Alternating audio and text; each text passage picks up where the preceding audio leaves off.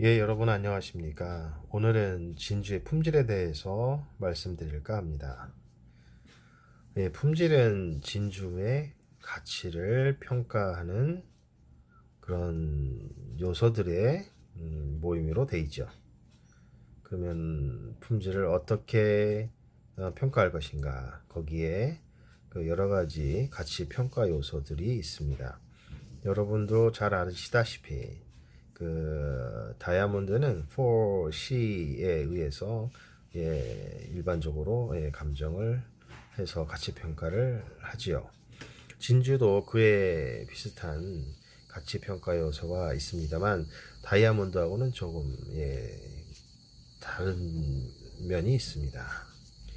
일단 비주얼하게 저희가 육안으로도 볼 수 있는 그런 보석 중에 하나이고요.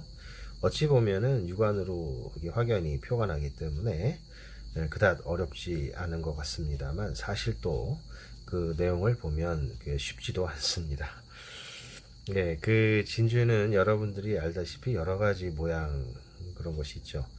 예, 그래서 일단은 어떠한 보석이든 이제 크기가 큰 것이 아무래도 값어치가 있기 때문에 첫 번째 이제 크기, 그리고 진주의 모양이 어떠한 형태를 하고 있는지, 그리고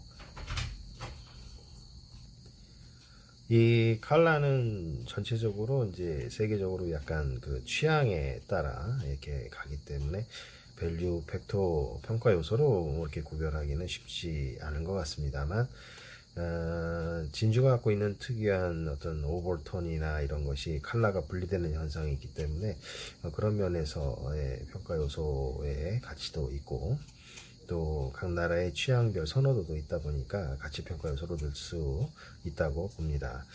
그리고 그 칼라와 같이 함께 이렇게 광택이 진주에 있어서 가장 이렇게 중요한 부분이죠. 러스터라고 하는데 반사되는 그런 반사도 진주에서 가장 요즘 최근에 현대에서는 이 광택의 편중이 많아지고 있습니다.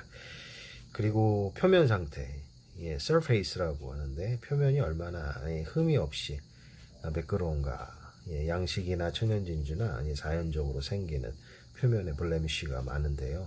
이것이 아무래도 적을수록 값어치가 있겠죠. 네.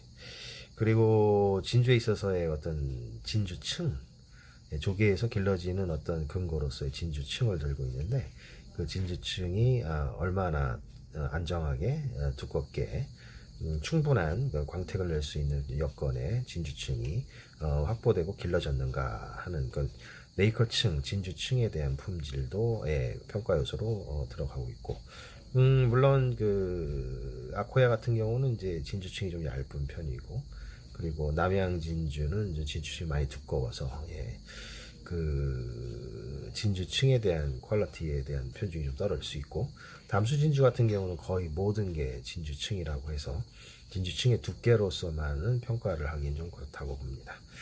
그리고 마지막에 이제 매칭, 목걸이나 귀걸이의 어떤 조화로운 매칭 혹은 밸런스라고 할까요? 그 디자인을 했을 때 모양이 좀 이렇게 이레귤러한 바록이라고 하죠. 약간 부정형이라도 균형 있고 밸런스 있게 잘 꾸며질 때 이런 내용까지 좀 포괄할 쪽으로 매칭으로 저는 보고 있습니다.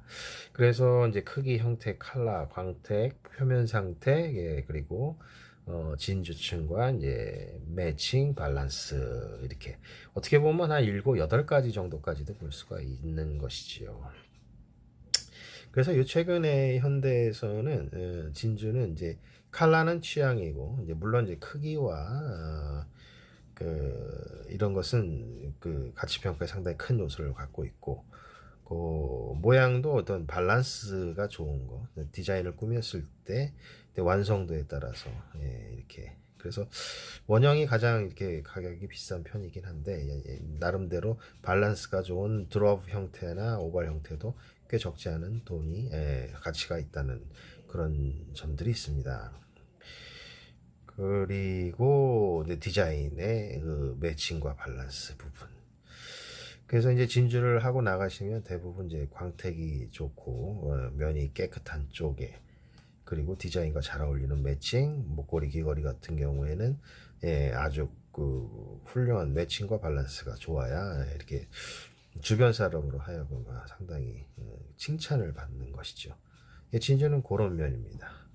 그래서 이제 그런 품질을 가지고 전체적으로 이렇게 데이터를 통합해서 저희 감정원에서는 이제 가치 평가를 해서 최상급 품질의 범주 안에 넣고 있고, 그 안에 어떤 특별한 코멘트는 부과하거나 마이너스를 해주는 그런 코멘트를 하고 있습니다. 간혹 그 외국계 감정원, 특히 그 일본 쪽에서는 그 네이커층 뭐 이런 쪽이나, 물론 아코야가 이제 종주기다 보니까 그게 중요할 수 있습니다. 네이커층의 품질이 좋고 두께가 일정해야 오버톤도 잘 나고 하니까. 하지만 모든 진주들은 뭐 전 세계적으로 양식 진주는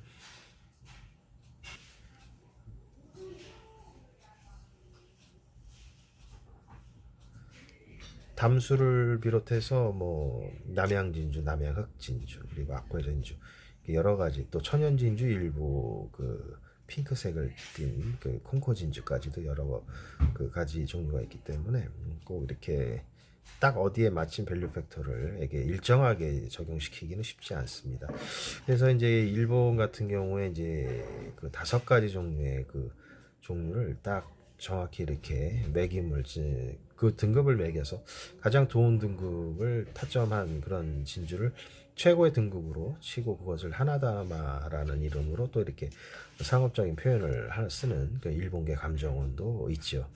그래서 이제 결국에는 이제 좋은 품질, 아주 레어하고 희귀하고 품질을 보나 어떤 희소 가치를 봤을 때 극소수의 품질을 가진 그런 최상급을 이게 찾는 손님한테 이렇게 붙여진 이름이라 이렇게 보시면 되고, 원래 어원은 그 아코야 진주에서 그 조개에서 바로 나와가지고 아무런 처리를 하지 않은 그런 자연 상태에서의 아주 최고급의 품질을 그렇게 일컫는 말인데요. 지금 현대에서는 이제 감정원에서 최상급의 그 진주를 통칭하는 그런 특별한 등급의 상업적 이름으로 이게 쓰는 것 같습니다. 그래서 이제 세계적으로 보편한 가치, 이렇게 가치 평가를 하는 뭐 다이아몬드도 하지만 진주는 앞서서 말씀드렸다시피 한 7, 8가지 정도를 평가 요소를 대입시켜서 평가를 하되, 어떤 취향적인 컬러나 또 어떤 매칭이나 컬러, 또 거기서 이제 나오는 광택과 표면, 요즘에는 이제 패셔너블하게 많이 차기 때문에 특히 컬러나 광택과 또 물론 표면은 깨끗할수록 좋은 거는 망고의 진리겠지요. 이런 식으로 해서 진주는 좀 가치 평가가 좀 유두리 있게 유연하다는 부분을 말씀드리고 싶습니다. 디자인을 해도 진주의 품질이 업그레이드 되는 경우도 간혹 있고요.